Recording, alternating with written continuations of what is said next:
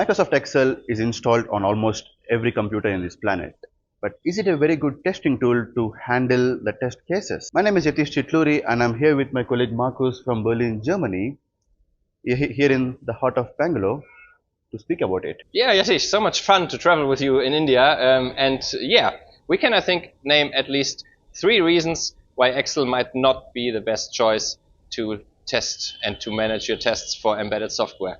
And reason number 1 is the connection to the system under test. True, of course. I can put the same signal on the Excel as a test authoring tool and I can manage the test cases. But what happens if the interface name changes in the system under test? How do I manage the enumerations? How do I plot the signals? How do I make the reports better for better readability? Yeah, how do you update all your tests if some signals changes? Yes. So all this is relatively difficult to handle. Yes. And reason number 2 for me is a very easy one, because Excel does not have a play button.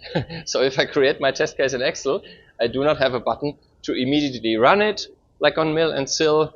I also usually do not have the option to bring the simulation results back into the environment to look at the results of my test case in the same environment that I created it. So that's definitely a major downside of the environment, especially for more interactive workflows. Yes, and it also introduces a lot of manual effort, especially for the testers and the developers. And number 3 is the compliance to the ISO 26262 standard. For safety critical projects, we need to perform a tool qualification to demonstrate the tool confidence. Yeah, and this is something which does not really come out of the box if you buy your Excel license from Microsoft, of course. Yes. So there must be a better way. Yes, we think we do have one. The BTC Test Composer in the environment of BTC Embedded Tester does solve all of these issues by creating a test environment which is automatically connected to the system under test, and you can do the hierarchical testing as well. Absolutely. So if you learn more, please check out our website or directly request a trial license of the tool.